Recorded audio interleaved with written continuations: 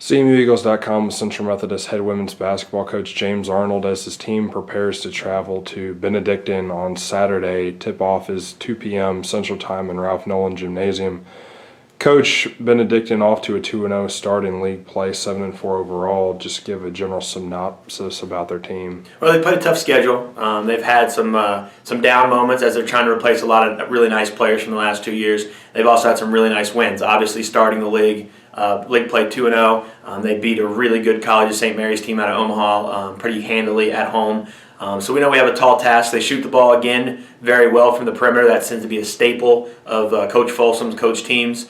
And they've got a lot of people back from teams that have been very successful in the past couple years, and new people stepping in, and it's going to be a tall task for us. They're where we want to be. We're 0-2 in league play. They're 2-0 in league play. So this is a really big game for us going into break. For Eagles fans not familiar with Benedictine, just give a general opening overview of what Benedictine likes to do offensively. Well, they're always a threat from the perimeter. They, along with us, they're one of the top three-point shooting teams in the league, one of the top three-point shooting teams in the country.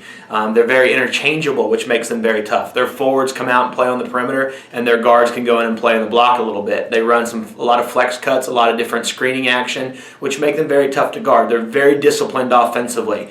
In the past, if you allow them to be comfortable on the offensive end, they will get any look they want, and like I said, especially at home, it's a very good shooting basketball team. Our task and our job is to make sure we make them uncomfortable. The last couple times we've played them, we've done a pretty good job of that, getting out and overplaying, denying, making sure that we're able to handle the fact that their position players are interchangeable. Shayla Rutledge is one of the best forwards in the league. She has guard skills, she can finish in the block, she can post hard, again leading them in offensive rebounds and one of the best offensive rebounders in the league. And then along with Ziesel and some of the other kids that they've got returning from those really good teams that went to the Sweet 16 a couple years ago, won 20 plus again last year. It's going to be it's a very tough challenge for us to try to get off that 0-2 snide with a team like Benedictine, especially on the road. Your team went into Ralph Nolan Gymnasium last year and handled the Ravens pretty comfortably. What were some of the things that went right for you in that game that you're hoping to execute again on Saturday? Well, Benedictine's going to press. They're pressing even more this year. And when they press, it's pretty top-heavy, which is similar to our presses. And if you can handle it early on, get the passes over the top, make the skip across thing, you can leave yourself with some wide-open shots. We shot the lights out last year. I don't think they played particularly great, but we just played really, really well. We had good inside-out attack. I know Taylor Corneliuson, Jasmine Swapshire, Sammy Copeland all had really nice games inside. And then on the outside, Morgan Vetter had 9 threes. If Morgan Vetter has 9 threes, we may never lose again. So you can't bank on that every night. But at the same time, we played really hard, really well. That's a game that you mark down on your calendar. It's a game that you're really excited about playing. Although all league games should be that way. We know that some games in kids' minds and coaches' minds are highlighted a little bit more. Benedictine has certainly become one of our rivals. Benedictine Mid-Am have become one of our rivals as we finished 1-2-3 along with Baker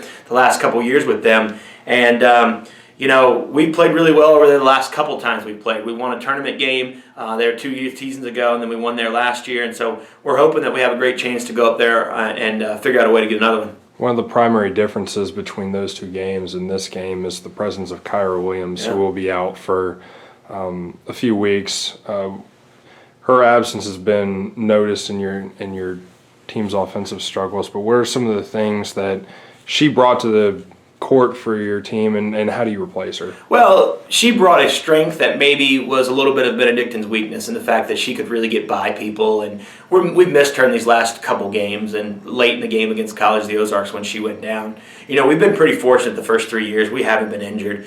We've really had little nicks and bangs ups and bruises, and that's about it. When other teams in our leagues have been hit hard and struggled, we've had 2 big injuries in the first 9 games this year, and Kyra being out, especially with a 12-hour turnaround window for Missouri Valley and another 12-hour turnaround window for Baker. And I thought our kids played hard, but we were looking to the left, looking to the right, maybe looking for a superhero to come in and take her spot. When the reality is, we've been pretty fortunate with injuries, and I thought this week we've had some of our best practices as we were all trying to reshuffle the deck. Things are kind of settling where they are, and we're starting to see that we have some strengths as we're shifting the lineup and making some changes. We'll have some strength there. And certainly Kyra's been vocal leader on the sideline, helping coach, helping the young guards kind of help take her spot and do some things. So I feel confident that we can recover without her, but it is a big loss because in those games, she's had big moments. Early in the year when we started 6-0, she's had big moments. But it's next man up, time for someone to step up, and I feel confident we've got some people ready to do that. Finally, as we alluded to earlier, Ralph Nolan Gymnasium, always a difficult